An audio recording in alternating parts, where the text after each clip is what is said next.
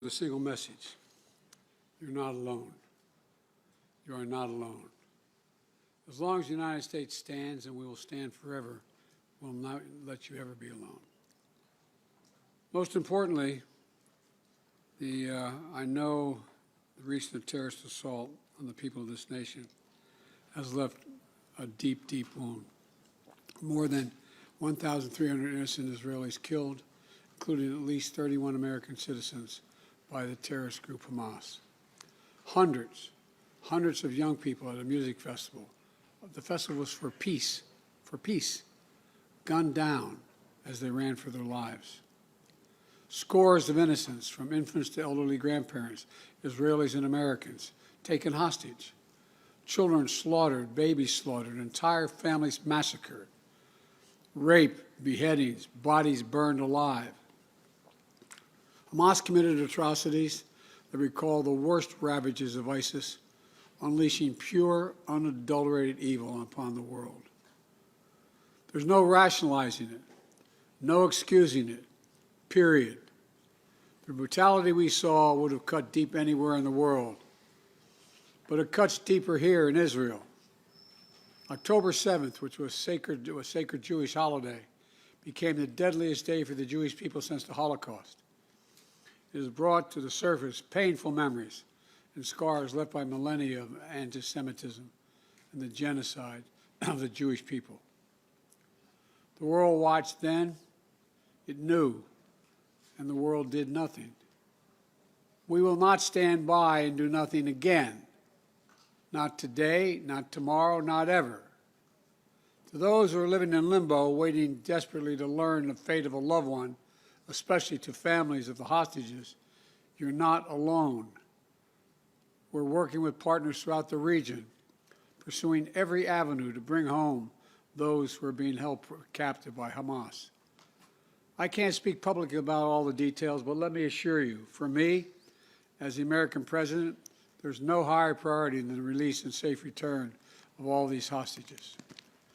To those who are grieving, a child, a parent, a spouse, a sibling, a friend, I know you feel like there's that black hole in the middle of your chest. You feel like you're being sucked into it. The survivor's remorse, the anger, the questions of faith in your soul. Staring at that empty chair, sitting Shiva. The first Sabbath without them. They're the everyday things, the small things that you miss the most. The scent when you open the closet door. The morning coffee you shared together. The bend of his smile, the perfect pitch of her laugh, the giggle of your little boy, the baby. For those who have lost loved ones, this is what I know. They'll never be truly gone. There's something that's never fully lost, your love for them and their love for you. And I promise you, you'll be walking along some days and say, what would she or he want me to do? You smile when you pass a place that reminds you of them. That's when you know. When a smile comes to your lips before a tear to your eye, that's when you know you're going to fully make it. That's what will give you the fortitude to find light in the darkest hours. When terrorists believe they could bring you down, bend your will, break your resolve. But they never did, and they never will. Instead, we saw incredible stories of heroism and courage, of Israelis taking care of one another, neighbors forming watch groups to protect their kibbutz, opening their homes to shelter survivors, retired soldiers running into danger once again, civilian medics flying across rescue missions, and off-duty medics at the music festival caring for the wounded before becoming a victim himself. Volunteers retrieving bodies of the dead so families could bury their loved ones in accordance with Jewish tradition. Reservists leaving behind their families, their honeymoons, their studies abroad without hesitation, and so much more. The State of Israel was born to be a safe place for the Jewish people of the world. That's why it was born. I've long said, if Israel didn't exist, we'd have to invent it. While it may not feel that way today, Israel must again be a safe place for the Jewish people. And I promise you, we're going to do everything in our power to make sure that it will be. 75 years ago, just 11 minutes after its founding, President Harry S. Truman and the United States of America became the first nation to recognize Israel. We've stood by your side ever since. We're going to stand by your side now. My administration was in close touch with your leadership from the first moments of this attack. We're going to make sure you have what you need to protect your people, to defend your nation. For decades, we've ensured Israel's qualitative military edge. And later this week, I'm going to ask the United States Congress for an unprecedented support package for Israel's defense. We're going to keep Iron Dome fully supplied so it can continue standing sentinel over Israeli skies, saving Israeli lives. We've moved U.S. military assets to the region, including positioning the USS Ford Carrier Strike Group in the Eastern Mediterranean, with the USS Eisenhower on the way to defer further aggression against Israel and to prevent this conflict from spreading. The world will know that Israel is stronger than ever. And my message to any state or any other hostile actor thinking about attacking Israel remains the same as it was a week ago. Don't. Since this terrorist attack took place, we've seen it described as Israel's 9/11. Though for a nation the size of Israel, it was like 15 9/11s. The scale may be different, but I'm sure those horrors have tapped into some kind of primal feeling in Israel, just like it did and felt in the United States. Shock, pain, rage, an all-consuming rage. I understand, and many Americans understand. You can't look at what has happened here to your mothers, your fathers, your grandparents, sons, daughters, children, even babies, and not scream out for justice. Justice must be done. But I caution this: while you feel that rage, don't be consumed by it. After 9/11, we were enraged in the United States. While we sought justice and got justice, we also made mistakes. I'm the first U.S. president to visit Israel in time of war. I've made wartime decisions. I know the choices are never clear or easy for the leadership. There's always cost, but it requires being deliberate. It requires asking very hard questions. It requires clarity about the objectives and an honest assessment about whether the path you're on will achieve those objectives. The vast majority of Palestinians are not Hamas. Hamas does not represent the Palestinian people. Hamas uses innocent families in Gaza as human shields, putting their command centers, their weapons, their communications tunnels in residential areas. Palestinian people are suffering greatly as well. We mourn the loss of innocent Palestinian lives like the entire world. I was outraged and saddened by the enormous loss of life yesterday in the hospital in Gaza. Based on the information we've seen to date, it appears the result of an errant rocket fired by a terrorist group in Gaza. The United States unequivocally stands for the protection of civilian life during conflict, and I truly grieve for the families who were killed or wounded by this tragedy. People of Gaza need food, water, medicine, shelter. Today I asked the Israeli cabinet, who I met with for some time this morning, to agree to the delivery of life-saving humanitarian assistance to civilians in Gaza, based on the understanding that there will be inspections and that the aid should go to civilians, not to Hamas. Israel agreed the humanitarian assistance can begin to move from Egypt to Gaza. Let me be clear: if Hamas diverts or steals the assistance, they will have demonstrated once again that they have no concern for the welfare of the Palestinian people, and it will end. As a practical matter, it will stop the international community from being able to provide this aid. We're working in close cooperation with the government of Egypt, the United Nations, and its agencies like the World Food Program and other partners in the region to get trucks moving across the border as soon as possible.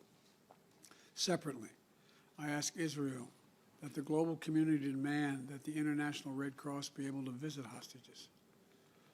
I just demanded that the United States fully supports. Today, I'm also announcing $100 million in new U.S. funding for humanitarian assistance in both Gaza and the West Bank. This money will support more than 1 million displaced and conflict-affected Palestinians, including emergency needs in Gaza. You are a Jewish state. You are a Jewish state, but you're also a democracy. And like the United States, you don't live by the rules of terrorists. You live by the rule of law. And when conflicts flare, you live by the law of wars. What sets us apart from the terrorists is we believe in the fundamental dignity of every human life. Israeli, Palestinian, Arab, Jew, Muslim, Christian, everyone. You can't give up what makes you who you are. If you give that up, then the terrorists win, and we can never let them win. You know, Israel's a miracle, a triumph of faith and resolve and resilience over impossible pain and loss. Think about October 7th, the Jewish holiday, where you read about the death of Moses, a tragic story of a profound loss to an entire nation, a death that could have left hopelessness in the hearts of the entire nation. But though Moses died, his memory, his message, his lessons have lived on for generations of the Jewish people as well as many others, just as the memory of your loved ones will live on as well. After reading the story of Moses' death, those who observed the holiday began reading the Torah from the very beginning. The story of creation reminds us of two things. First, that when we get knocked down, we get back up again, and we begin anew.